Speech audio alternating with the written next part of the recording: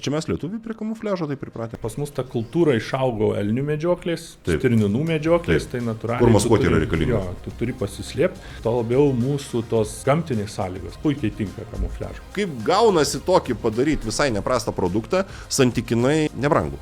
Gerų medžiagų ir technologijų ieškojimas, kad būtų prieinama kiekvienam. Ne tu rūbui tarnauji, bet rūbas tau. Iš tiesų taip turėtų būti. Taip. Hartas gamina ne tik rūbus. Rūbus, batus, aksesuarus ir daug žūklės. Dabar šiuo momentu mes jau dirbam 2027 metų pavasario kolekciją jau. Mūsų pats šilčiausias kostiumas, vienadalis, jis yra labiausiai parduodamas Ispanijoje. O šitas va, labai svarbu. Taip, skaitykite instrukcijas visiems rūbam, kaip kad ilgiau tarnautų. Aš turiu vieną draugą, kuris niekada neskalbė, bet jisai niekada nelaiko namuose. A, jis vedina. Padeda gražiai savo, kad papų neįsigertų ir panašiai. Ar to reikia, nežinau. Jeigu žmogus tuo tiki, reiškia veikia.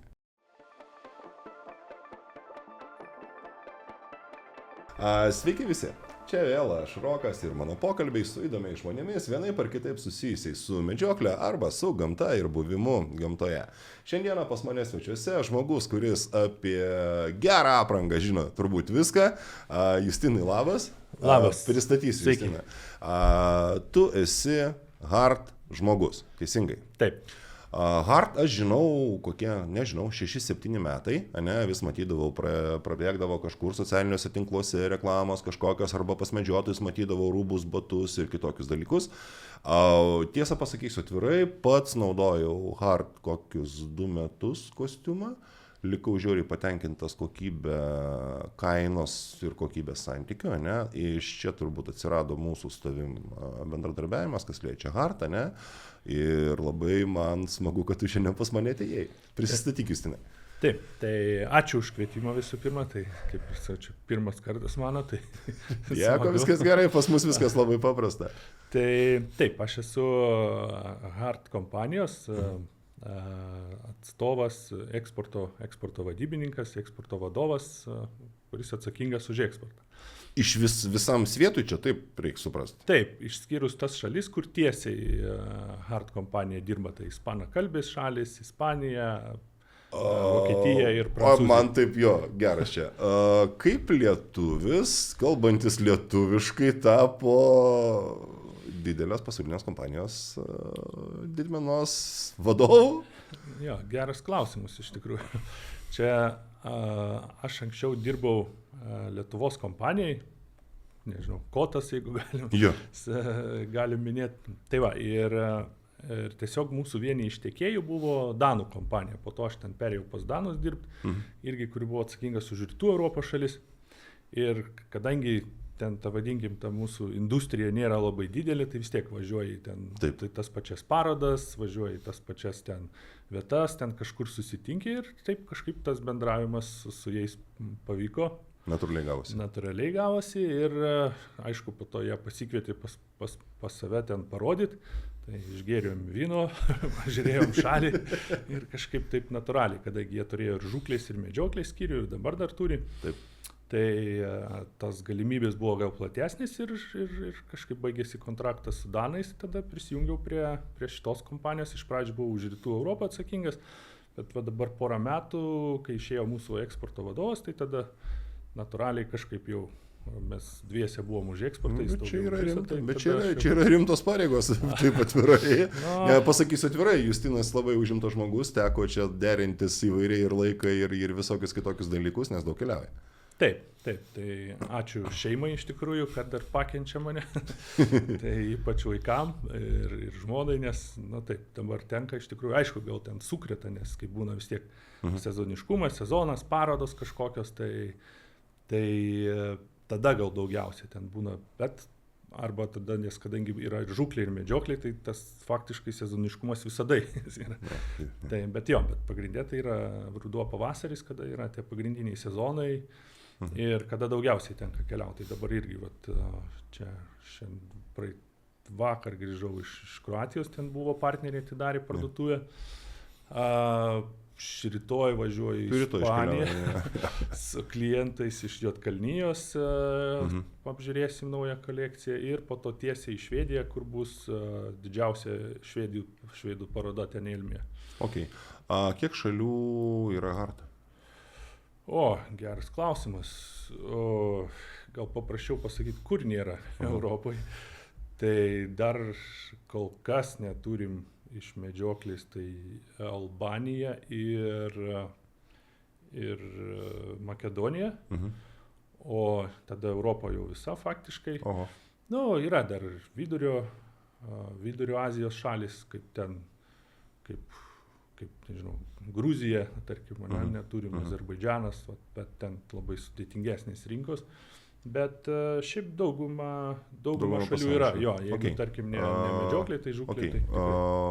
Esat daug kur ir visur, ne? Ir dabar klausimas, o kiek sudėtinga yra suderinti gaminius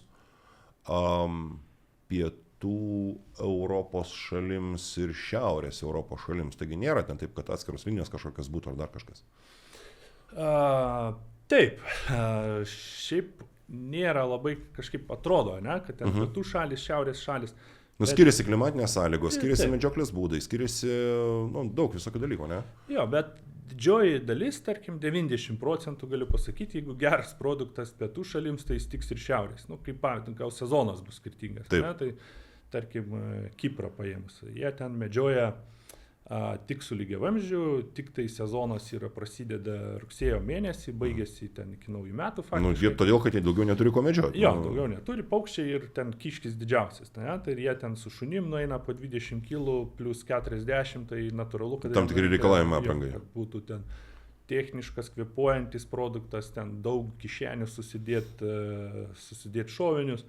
Jo, bet jeigu paėmė tas pačias kelnes, ne, nu jos techniškos, ten, tai jos puikiai tiks ir mūsų šalim, puikiai tiks ten kokiai Skandinavijai, bet aišku, ne ten žiemos sezonu, bet vasarą bus puikiai, nes jos tu gali judėti su jom, tai jeigu geras produktas, jis bus visur geras, ne, tai tik ten specifika, gal tik tais ta specifika Europoje yra taip, kad vargdinkim Skandinavijos šalys, jos yra kokį 10 metų pažengusios į priekį palyginus ten su kokia Vokietija, nu ten Vokietija ten labai konservatyvi, pas jos jeigu žalia turi būti jų žalia, ten jeigu ten truputį kitokia žalia jau netinka.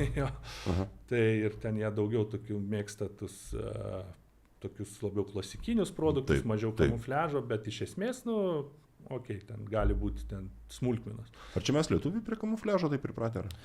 Šiaip Lietuvoje, vadinkim, kamufliažas žiauriai yra populiarus ir naudojamas, nes vis tiek tas kamufliažas, vadinkim, jeigu ypač ten ne kažkokie... šiuolaikinis, ta prasme, šiuolaikinis kamufliažas, ne tas, kur ten... Jo, nes aš manau, kad tas prasidėjo, nes pas mus ta kultūra išaugo elnių medžioklės, stirninų medžioklės, tai natūraliai... Kur maskuoti yra reikalinga. Jo, tu turi pasislėpti. Tos varominės medžioklės, kaip jos anksčiau buvo, tai nuo jų visi nueina. Tai kuo tolyn, tuo pats matau ir pas mus būrelį yra mažiau tų varovinių tokių tikslų. Pats medžioji? Jo, pats medžioji irgi. Nueina visi žmonės nuo varominių medžioklių, ten visi vis tiek eina prie individualių, nes tada tu neišbaidai tų žvėrių, ten daug sėkmingesnės jos, tarkim, buvo. Taip. Tai va, tai kam ir reikalingas tas kamufliažas, kad pasimaskuot, kad tu pasislėptum, susiintegruotum su gamta ir to labiau mūsų tos gamtinės sąlygos, ne, visa ta aplinka, tai jinai puikiai tinka kamufliažui. Ok. Dabar klausimas. Pats esi medžiotojas? Taip. Tikriausiai tikiu, kad bandęs įvairias aprangas, aš lygiai taip pat, ta prasme, krūvą gamintojų išbandęs ir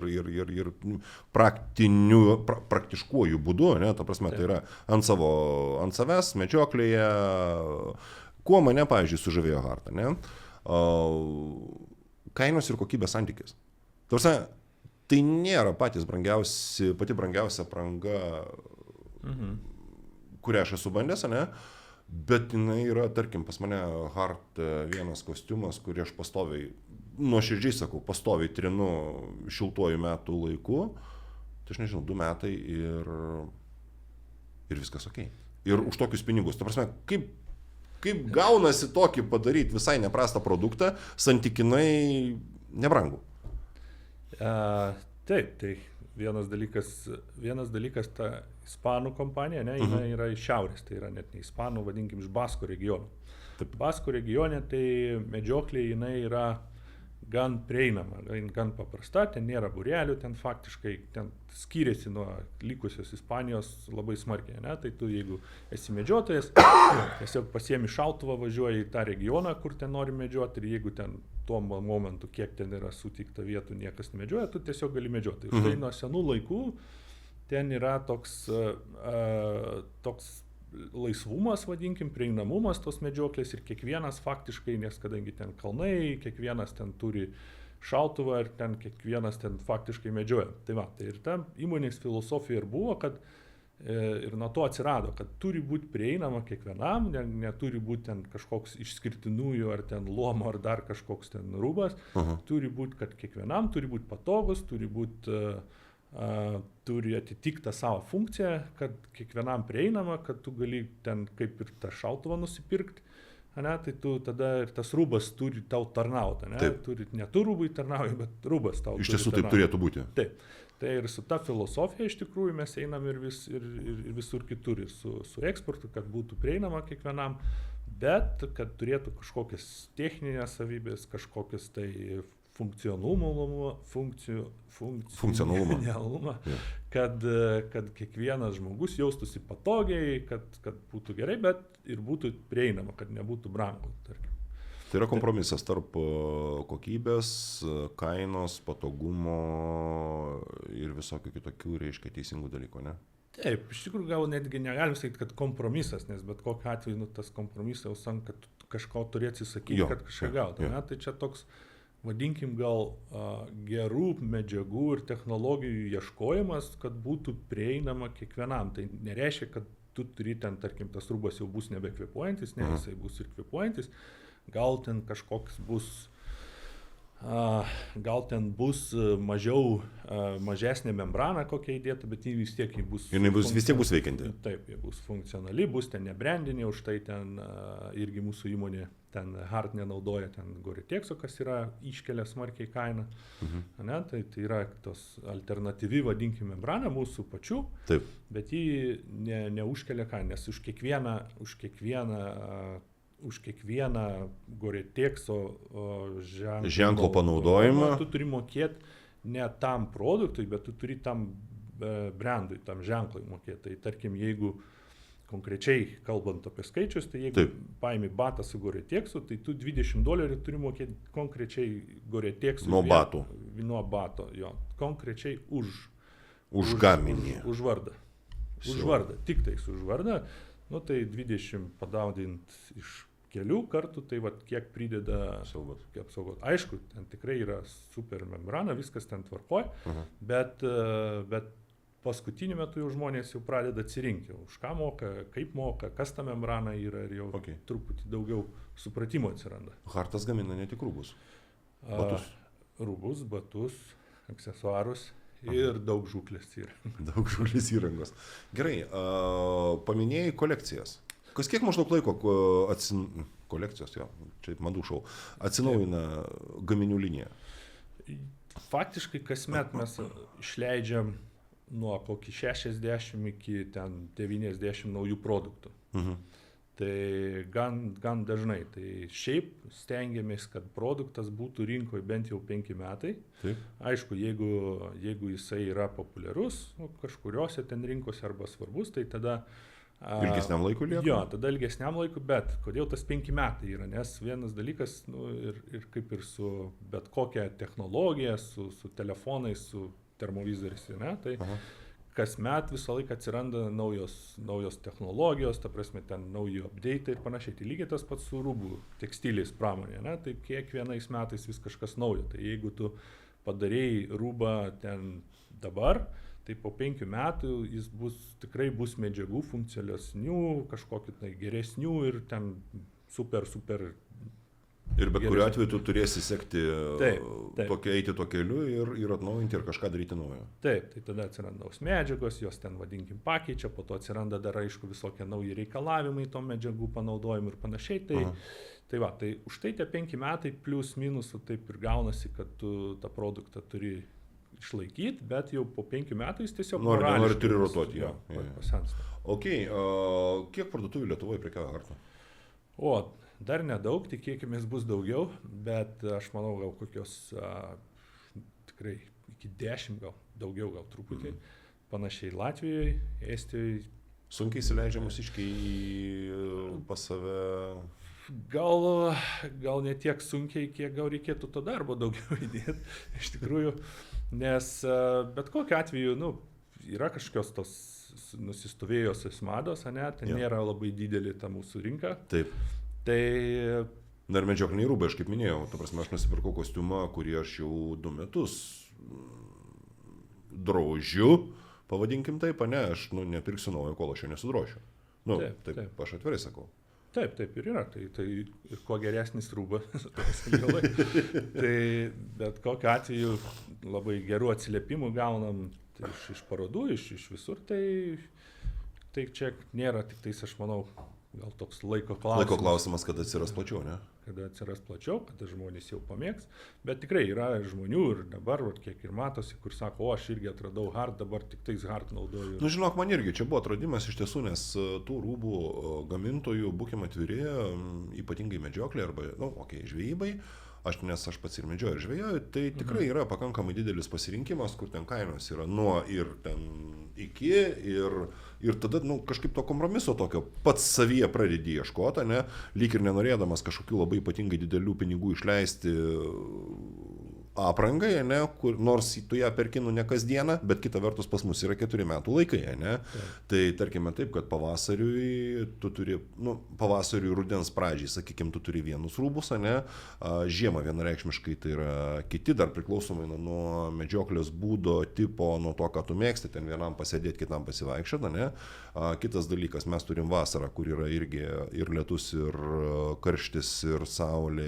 ir dar krūva kitokių dalykų. Turim rudenį, kada vyksta variminės medžioklės, tos kolektyvinės, kur reikia ir paeiti, ir pastovėti, ir tos raudonos spalvos ten daugiau galbūt reikia ir taip toliau. Tai prasme, tų rūbų, jų reikia. Taip, tai tikrai jų reikia, bet aišku, kaip visi nori, kad būtų vienas viskam. Ne, taip nebūna. Taip nebūna, bet už tai tada ir žiūri, ieškai kompromiso. Tai aš, pavyzdžiui, pagal save matau, kad prieš kokius ten 5 metus ten į bokštelį eini jau ten kažkokį jau storą rūbą prisirengęs daug. Dabar ir tos žiemos nebėra jau tokios šaltos. Taip yra. Tai tada ir atsiranda ir tų techninių galimybių, aš kalbu ten apie termovizorius, kur tu gali kažką daugiau matyti, ar ten būt mobilesnis, kad ten jau tas į bokštelį jau pasisėdėjimas, tai ten toks gaunasi retesnis ir ten toks daugiau pameditavimas su savim pabuvimas. Tai irgi tas keičiasi, tada aišku, tai ir tada pradedi ieškoti kažkokiu. Hard gamina ne tik tai rūbus, sakykime taip, šiltam periodui, Hard gamina ir šiltus, pakankamai tikrai šiltus kostiumus, ir kvėpuojančius, ir rudenių, ir taip toliau. Taip, nes... Pilną asortimentą. Nes kai yra daug rinkų, tai tu turi prisitaikyti prie rinkų. Tai faktiškai visi mūsų rūbai jie yra, bet kokiu atveju jie yra... Ir kažkuriuose kitose rinkose. Ir su medžiotojais pačiais išdirbti, kad visą laiką nuo jų atsiliepimų, kad reikia to, reikia nuo... Tu man pasakoji, kad kai siuvot, šitą kai siuvot, kad nori, nenori turėjot platinti, nes, buvo... Taip, būna, kad tarkim, nes jeigu daugiau šiaurės šalims skirtas, tai atrodo, ten medžiotojai tiesiog didesni negu ten ispanai, italai, tai turi tada jau ten, kai žiūrint kokią rinką, tai tada prisitaikyti, aišku, tai didesnių dydžių daugiau gal padaryti ir panašiai, bet... Gerai, teisingos medžioklės rūbų naudojimas. Kaip tu rekomenduoji rengtis, sluoksniuotis, apie tai nesam kalbėję su nieko? Taip, tai čia aišku atsiranda tas gal ir nuo outdooro, kad tu, jeigu tu turi, jeigu tu eini kažkokius kalnus, ar ten, pas mus nėra kalnų, bet važiuoji medžioti kalnus, arba daug planuoji praeitą dieną, tai turi vengti bet kokių natūralių medžiagų, tai ten merino vilnos, ar kažkokios medvilnės, ar panašiai, nes tiesiog tas natūralios medžiagos jos pritraukia... Sugeria prakaitą. Sugeria prakaitą ir tada tu tiesiog sušali, nes turi būti tada sintetika, kuri išgarina, ne, tą tavo. Tai va, bet kokiu atveju, jo, turi būti tas apatinis sluoksnis, tai apatinis sluoksnis, tai termorūbai, kurie tą prakaitą atstumia nuo tavo kūno, ne, tai ir turi būti pritempti, būtinai aptempti tiksliau, ne, kad priglūdė, nes kitaip jie praranda savo funkcionalumą. Jie tiesiog neveikia. Taip. Tada antras sluoksnis, tai turi būti kuris kažkoks tai apšildantis sluoksnis, flysas, ten gali būti ir softšėlas, bet jis turi irgi gerai kvėpuoti ir kad nesugerto prakaito. Ir po to, jeigu reikia, vadinkim, tada tas dar papildomas izoliacinis sluoksnis, ten kažkokia pūkinė arba ten dirbtinio pūko striukė, ir tada jau tas viršutinis sluoksnis turi būti konkrečiai tas, kuris tave apsaugo nuo lietaus, nuo vėjo. Tai, bet jisai, kaip pasakyti, neturėtų jo visą laiką naudoti, nes, bet kokiu atveju membrana tai yra visą laiką blogai kvėpuoja.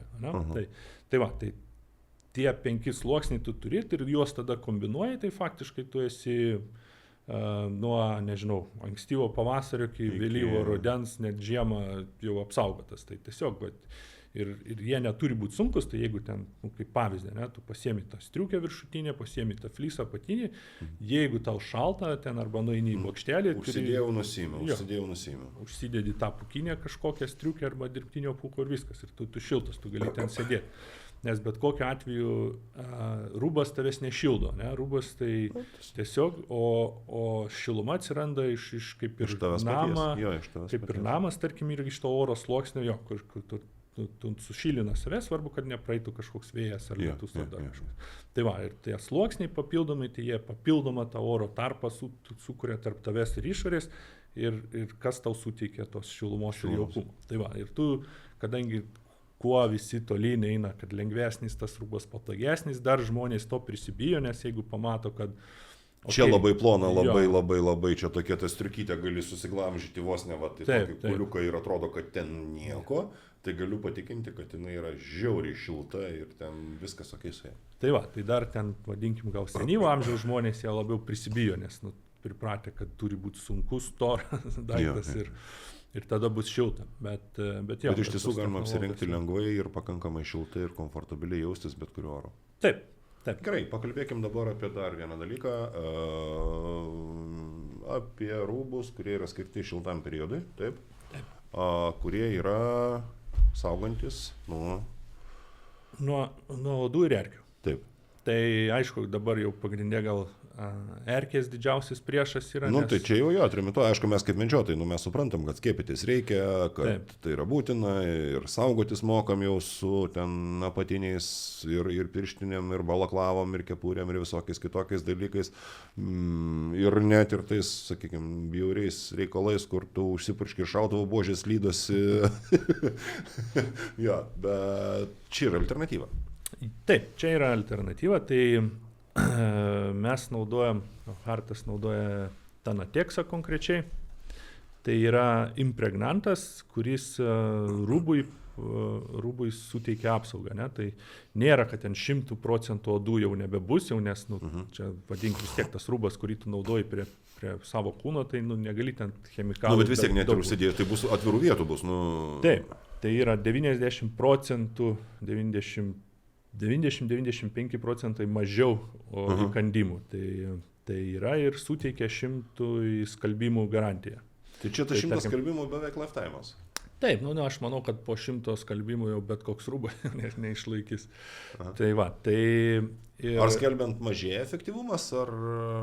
Ne mažėja iš tikrųjų, nes... Efektyvumas po pirmo skalbimo ir efektyvumas tam po 99. Gal truputį ir sumažės po 90, bet jeigu ten pirmus kokių ten 50, tikrai nepajusi. Bet mes naudojam tą Tanateksą medžiagą, kuri iš tikrųjų vienintelė Europoje šiuo momentu, kuri yra sertifikuota bet visos ES šalyse. Jie dar turi sertifikatą kažkokį turėti. Taip, nes čia yra naudojamas permitrinas, sudedamoji medžiaga, tai ten yra, aišku, jo maža dalis. Tai neužtenka turėti sertifikato, tarkim, ant ES vieno turi būti kiekvienoj konkrečiai ES šaly. Sertifikuota dar. Arba ne ES šaly, turi būti atskirai sertifikuota. Sviestas, sviestuotas. Taip. Tai va, tai šitas Tanateksas yra vienintelė medžiaga, kuri turi tuos sertifikatus, kur tu gali naudoti ir pardavinėti saugiai rūbus.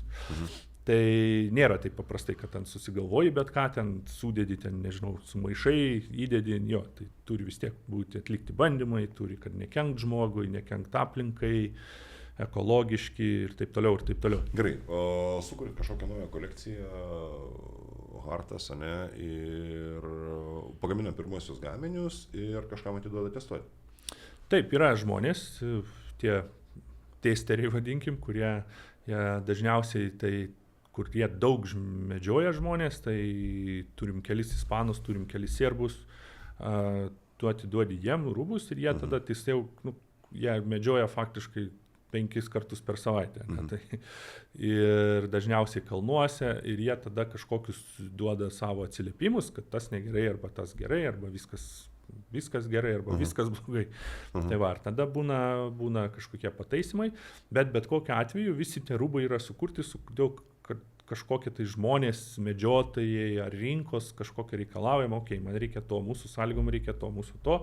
Ir jeigu tas rūbas nėra patvirtintas to prašusios rinkos ar to prašusio žmogaus, vadinkim, kuris ten nusimano apie medžioklę, apie rūbus, tai mes jo net neleidžiam į rinką. Tai tarkim, jeigu tu kažką turi, aš noriu, kad būtų kišenė ten, man reikia kišenės ten ne su užtrauktuku, bet turi būti čianai, kad aš galėčiau atsisiekti savo ten, nežinau, šovinius ar dar kažką, tai va, yra tos smulkmenos, iš kurio ir susideda tas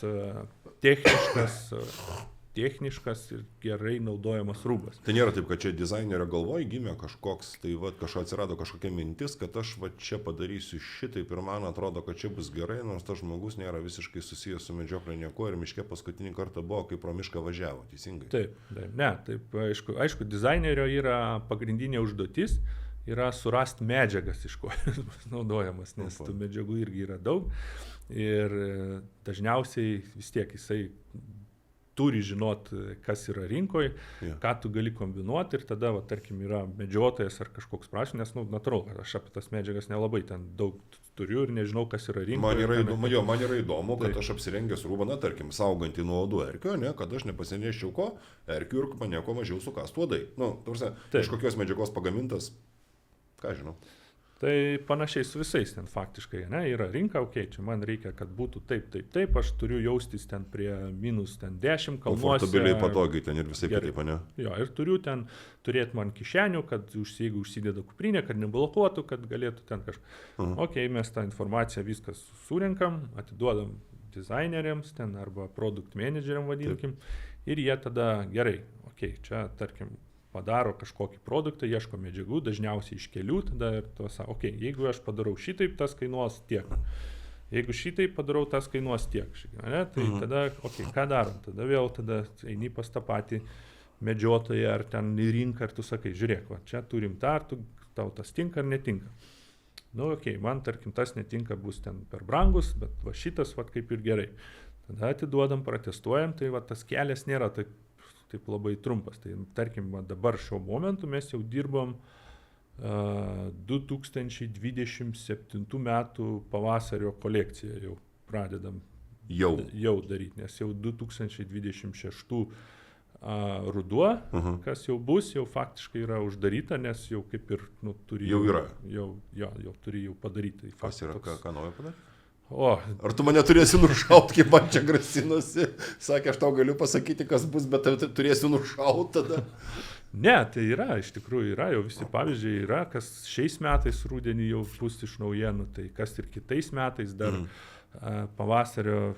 vasaros kolekcija jau kaip ir irgi pabaigta, rudens dar vadinkim paskutiniai štrichai, bet jau plius minus yra, ir ten nėra kažkokios didelės paslapties, vis tiek ten yra.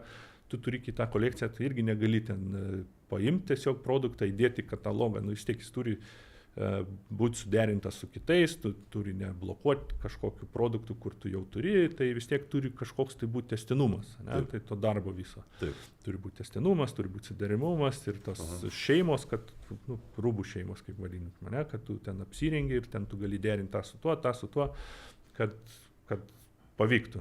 Tai va, tai tas jau kaip ir viskas yra jau padaryta faktiškai, tai dabar pradedam jau dirbti nuo 27 metų pavasarį. Ojoj. Gerai, Harta, šilti kostiumai, taip? Yra, mačiau.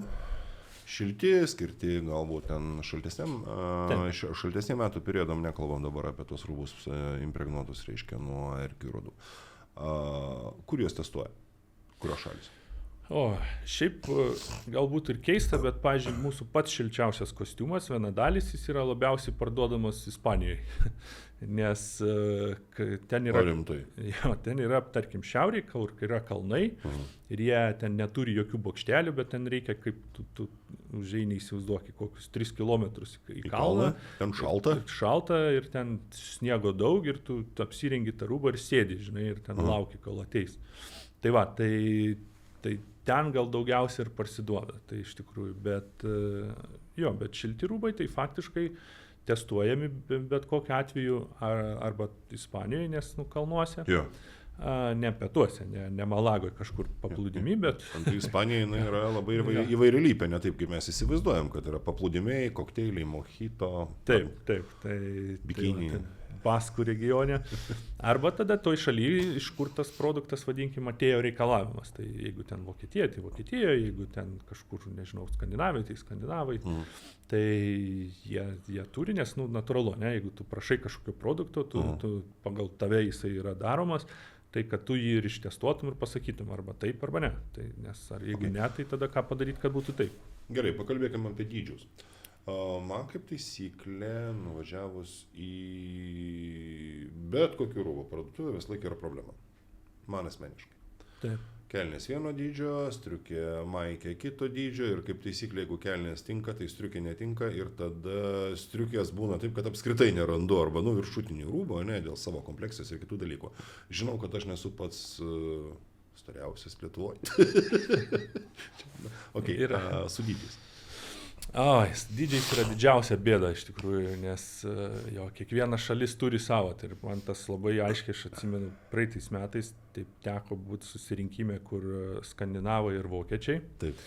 Ir ten tie mūsų, vadinkim, partneriai ir kolegos ir darbuotojai. Ir tada mūsų ten per siauri, per maži, mums reikia didelių dydžių, natūralu, nes taip. Aš irgi esu tos nuomonės. Tai tu pats 2 metrinis irgi beveik. Tai ir man buvo. Po to kitą savaitę nuvažiuoja į ispanų ten susirinkimą. Ten ispanai, prancūzai, kokia čia nesąmonė, mums čia, žodžiu, per didelį, mums reikia siauresnių, plonesnių ir mažesnių. Ir tu dabar įsivaizduok, tu sukuri produktą kažkokį, ne, ir tau reikia, kad jis tiktų ir tam, ir tam. Kaip? Tai va, tai su dydžiais yra visą laiką tas begalinis ieškojimas ir diskutavimas ir kur čia nueit. Tai dabar faktiškai mes ten turim bent jau kažkokį prisėmę tokį kaip alternatyvą, vadinkim, kad jeigu ten EMai yra daugiau mažiau, ten pietų šalims ten ir pagal juos yra padaryti, tai kas jau nuo XL, 2X ir 3 ir tolyn jau yra jau ten ne po 2 cm ten platesni, bet jau po 6, kad tiktų jau stambesniam žmogui, ne? Nes taip yra, ta prasme visi žmonės skirtingi. Ir to labiau ten netgi yra pagal tyrimus, kad tarkim šiauriečių pėdos ten skandinavų ir mūsų jis yra priekis platesnis, tai jeigu ten niekada netinka ten kažkokia pietų šalių batai gamintojų, ne, nes tiesiog priekis siauresnis, tai dažniausiai ten bėda būna, arba ta keltis ten aukštesnė, bet čia ir netgi tyrimai yra padaryti ir ta prasme, kad tai iš tikrųjų yra realybė. Taip, ir čia nieko tu nepadarysi. Tai tarkim, jeigu mes kaip šiaurės šalis, turim Skandinaviją, Baltijos šalis, mes esam aukšti ir platus, taip. Tai vokiečiai ir ten vidurio Europoje jie yra žemi ir platus. Ten. tai va, ir turi... Jie bus burgeriai. Tai ir tam turi tik. Tai va, tai yra, bet čia sakau, čia man atrodo, kiek egzistuos... Niekada nebus vieno unifikuoto dalyko, ne? Ne, tai aišku, tada prasideda jau, vadinkim, kad būtų, jeigu kelnės, ne, kad jos būtų tamprios, kad jos muo galėtų ten susisiaurinti, prasilginti. Ten, jeigu kažkokios ten, vis tiek, aš manau, didžioji dalis... Konkretus pavyzdys, ne, va, guma, šiaip kaip ir diržas veriasi, ne, viskas tokiai, šonuose intarpai su guma, kur, ten Taip. Čia kažkaip pas mus gal mažiau ta bėda yra, nes vis tiek jau visi plius minus įpratę, kad jeigu nusiperki kelnes tas jau didelio dydžio, tu nesi jau labai ten 2,10 m, vis tiek jau žmonės prisitrumpina, ten turi visi faktiškai, nežinau, kas turi tą bėdą, visi turi atsivėjęs. Turi vis tiek, kad kažkas tai daro. Gerai, dar vienas klausimas. Dabar labai populiaru viską gaminti kažkur. Taip. Outsourcing, grubiai kalbant. Taip. Galim kalbėti apie tai? Galim, aišku. Kur siūna viską? Taip, tai va, irgi galiu ten tokį, nežinau, mitą ar dar kažką pasakyti, nes visa didžioji dalis, nekalbant, bet kokį brandą, jeigu yra techniškas rūbas, visą laiką jis bus daromas Kinijoje. Bet čia yra normalu. Čia yra normalu, nes per tiek metų, tarkim, per tiek, kiek jie turi, visos technologijos yra ten. Tai jeigu tu nori, tarkim, padaryti Europoje, netgi bus pigiau. Dabar net ten tikrai Kinijoje ten tie žmonės neuždirba ten, kaip anksčiau būdavo, ten po $10 per mėnesį, jie ten dar gauna normales algas, vidutinė alga yra $1000, siuvėjos, vadinkime, ne. Tai čia labai normali, bet visos per tiek metų technologijos, jeigu ten visokie ten užtrauktukai, membranos, viskas yra ten, kas sugūrė tiek. Tai jeigu tu nori Europoje padaryti, tu turi tą patį membraną, ten persiveži, žinai, ir tu čianai surinki. Jeigu tau kažko pritrūksta, tu 2 mėnesius nutrauki gamybos liniją, tu lauki, kol tau atsisiūs kažkoks užtrauktukas ar dar. Ten tu gali viską greitai padaryti. Tai va, tai ten vis tiek yra tie fabrikai, kurie yra tiesiog fabrikai. Tai irgi čia nėra paslaptis, kad ten yra keli brandai, gal ir kur ir mes darom, ten yra irgi ten ir tie gerai žinomi, naudojasi to pačiu. Vienareikšmiškai. Jo, bet yra žmonės, kurie superka produktus ir tiesiog jie pagal tuos dizainą, jie tiesiog juos surenka, vadinkim, tai susiūna, padaro ir panašiai. Tai nėra taip, kad tu nueini kažkokį ten parodą, pamatai, šitą maikę uždedu savo logą parduoti. Gal yra. Bet kitas dalykas, ta prasme, jūsgi vis tiek kaip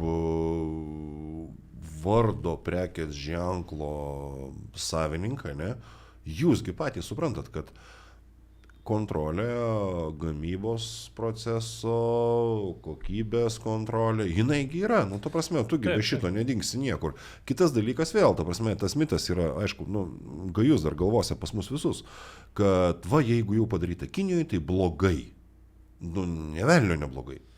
Tarsi, kiek tu moki tam kiniečiui už pagaminimą, jisai tau pasiūs maikę galbūt už $30 gali pasiūti už $3. Ir ta prasme, tai bus skirtingi gaminiai, nors padaryti toje pačioje gamykloje. Jo, čia iš tikrųjų tas outsourcingas dabar jis yra taip, nes vis tiek ten jie yra kaip žmonės iš savęs smulkmeniški, jie gali daug padaryti greit, čia yra daug nuo apimties priklauso, kiek tu darai. Tai vis tiek nes visas tas medžiagas ir visą tą dizainą tu pasidarai vietoj, medžiagas tu irgi superki iš visur kitur, tarkim, ne. Ir jau tu atiduodi tik tai galutinį produktą surinkti. Taip, aišku, čia galiu dar irgi buvo toks tyrimas, ne, kad natūraliai pagalvoji, kad Kinija dabar brangsta, viskas tvarkoja, kur toliau, ne? Tai natūralus žemynas yra Afrika, bet ir netgi buvo vienas ten prekės ženklas, jie darė tyrimus, ne? Kad ten perkeliam gamybą ir po to darom ten viską. Pigiau bus. Darbo jėga pigesnė. Bet ten gavosi, kad jie nesugeba, jie rankose pirštų neturi motorikos, jie negali susikoncentruoti, susikaupti. Tai jie gali ten kast ar ten kažkokius stambius darbus ten daryti, bet jie negali susikaupti, čia genetiškai taip yra. Aš atleiskit, kad juokiuosi. Adatos ar dar kažkokie, nes o azijiečiai žmonės, jie kaip tik genetiškai, jie gali susikaupti ten adatą kažką laikyti. Man irgi tikriausiai nepavyktų. Jo, bet taip yra, ta prasme, čia taip yra, tai ir už tai ten dar yra tas dalykas, kad visas ten smulkmeniškai, kodėl elektroniką visi ten gamina, ne? Nes dar visi atsimena tos anekdotus, kaip ten nedraugiškos šalies, ten koks dizaineris su plaktuku ten kažką, žinai, bando prilituoti ar pridėti. Tai va, o ten jie gali smulkmeniškai tą padaryti ir padaryti gerai. Taip, tai va, net jeigu ir konkrečiai apie tos fabrikus šnekant, kur ten yra daroma ten didžioji dalis ir skandinavų brendo, ir vėl tai yra kokie 2-3 fabrikai, kurie koncentruojasi ties tuo dirba. Jo, srity, vadinkime, medžioklės, ten rūbų. Yra nokia paslaptis, kad iš tiesų 99% tų brendų jie yra daromi vienoje gamykloje. Jo, bet tai ta prasme, vadinkim, ta gamykla, ten jeigu dirba 5000 žmonių, ne, tai nebus, kad ten, aš nuo ryto dirbu su Hartu, nuo rytojaus ten kažkokiu kitu, ne, tai yra atskiri departamentai, viskas, atskiros medžiagos, atskiras dizainas, tai aš man atrodo vis tiek svarbiau ne kur jis pagamintas, bet iš ko jis pagamintas ir kaip pagamintas. Ir kokia idėja už to yra. Tai jo, bet čia visi Eudoro brandai irgi lygiai tas pats, tai nėra kažkokios ten didelės paslapties ir nėra ten didelio skirtumo, kur jis ten bus pagamintas. Tarkim dabar, jeigu paimtat, kad ir Bulgarijos šalis ar Turkija kokią nors, ten dabar, jeigu tu nori gaminti kažkokias maikutės paprastus, ten medvilninius produktus, tikrai bus pigiau tenai, negu ten Kinijoje dabar ten atsiveš, dabar ir tie muitai bus brangesni ir panašiai. Bet jeigu kažkur technologijos prasideda, tai tik tais bus viskas ten daroma. Va tai va. Okay. Tai va. Čia galiu aš dar... Papasakok jo. Galiu papasakot, čia ką mes naujo pradėjom naudot. Ir čia tekstilė, ypač medžiokliai mažai kas turi, tai yra grafenas. Tai va, čia yra... O kuo jis yra įdomus? Taip, tai va, būtent jeigu tu paimi tą grafeną, jisai leidžia... Grafenas tai yra tas peštuko, tas vidurys, vadinkime, ne? Tai jis yra labai kieta medžiaga, jinai turi antibakterinių savybių, termoreguliacijas ir panašiai. Jo, tai jis yra būtent minkštas. Tai čia yra žmonėm, kurie reikia membranos, tarkim, kurie apsaugot nori nuo vėjo, kuri neprapūstų. Jo. Bet jeigu tu įdedi membraną, tai jinai iš karto blogai kvėpuoja, ne? Nes membrana tokia jinai yra. Jo. Kad ten yra celofanas su skylutėm, kuris nepraleidžia vandens. Ir dar tas celofanas su skylutėm, mane kas labiausiai užnisa medžiokliai, jis šlama.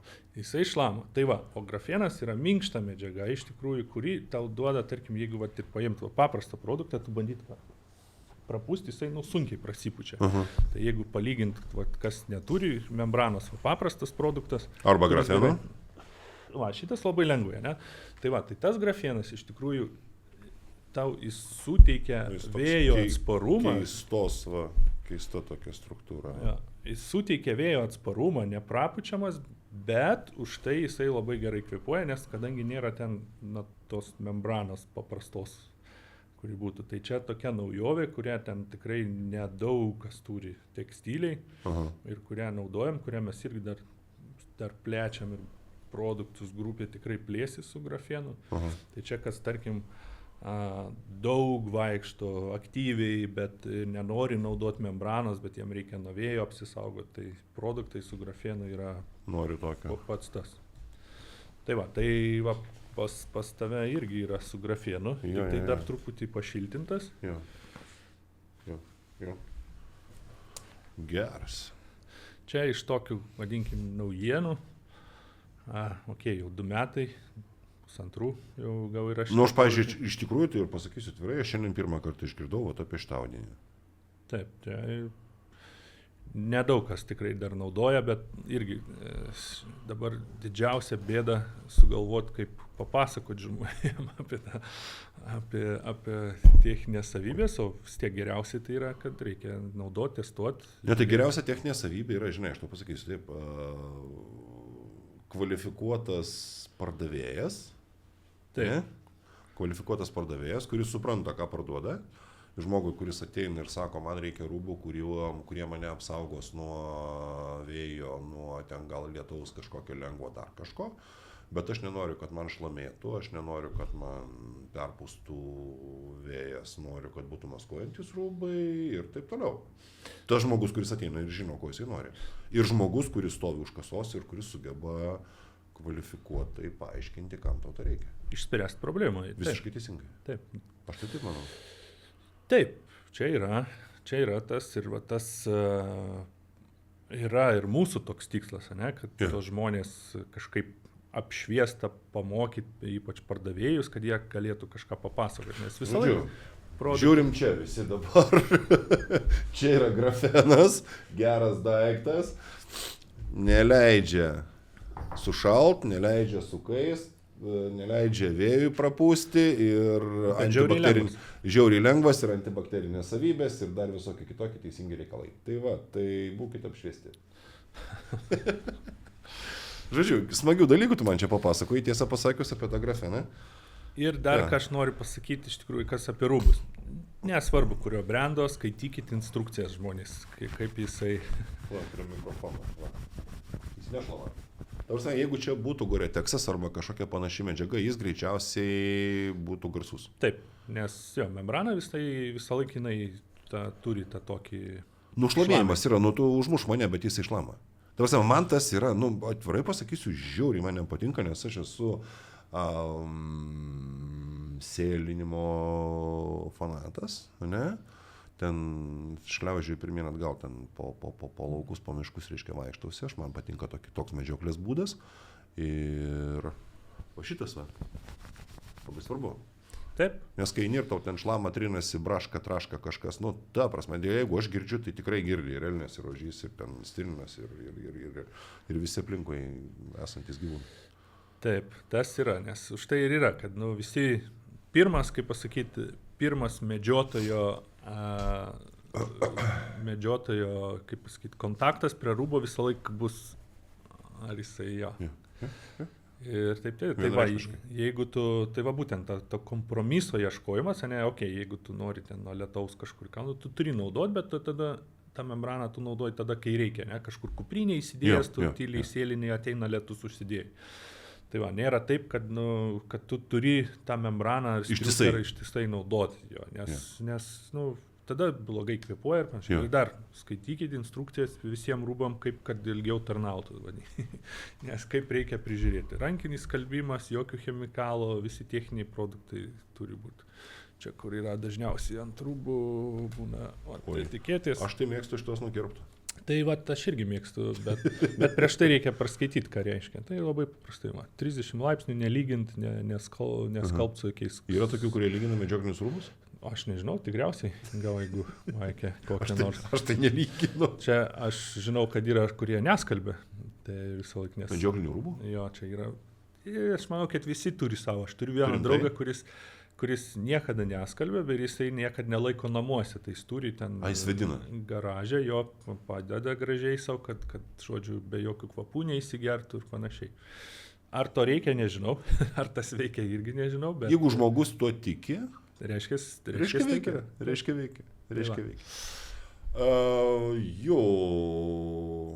Apšvietytų mane. Gerai, kaip sakant, apšviesti visą laiką gerai. Žodžiu, šiandieną pas mane svečiuose buvo Justinas iš Hart, žmogus didelis visom prasmėm. Ir pats nemažas, ir viršininkas nemažas. Nestoras. Jo, nestoras, didelis.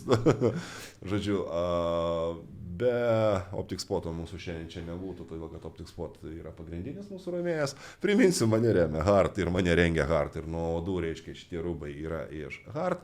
Justino dėka. Justinai, man labai smagu buvo su jums susipažinti, papasakojai naujų dalykų, kuriuo aš nežinojau, bet toks tikriausiai yra mūsų tikslas - papasakoti, parodyti, pasikalbėti, padiskutuoti ir pamatyti kažką naujo. Ačiū tau labai. Ačiū tau už kvietimą ir tikrai malonu ir manau, kad sekantį jau miške sustiksim. Žinok, aš tai linkiu jums labai, kad jūsų būtų kuo daugiau, ta prasme, ne 10 parduotuvių, o didžioje dalyje, kaip minimum Lietuvos parduotuvių, nes tikrai, pasakysiu nuoširdžiai, gal pirmą kartą išsiduosiu, šiaip paslaptį tokią. Gal ne paslaptį, bet mano paties yra tokia pozicija, reiškia, kad aš tikrai nekalbėsiu apie tai, ko aš nesuprantu, nekalbėsiu apie tai ir nepasakosiu apie tai viešai, ko aš pats nesu bandęs arba nesu testavęs. Tai apie Hartą man kalbėti lengva, nes aš testavau, aš bandžiau, aš žinau, kad tai yra gerai. Tai va. Ačiū.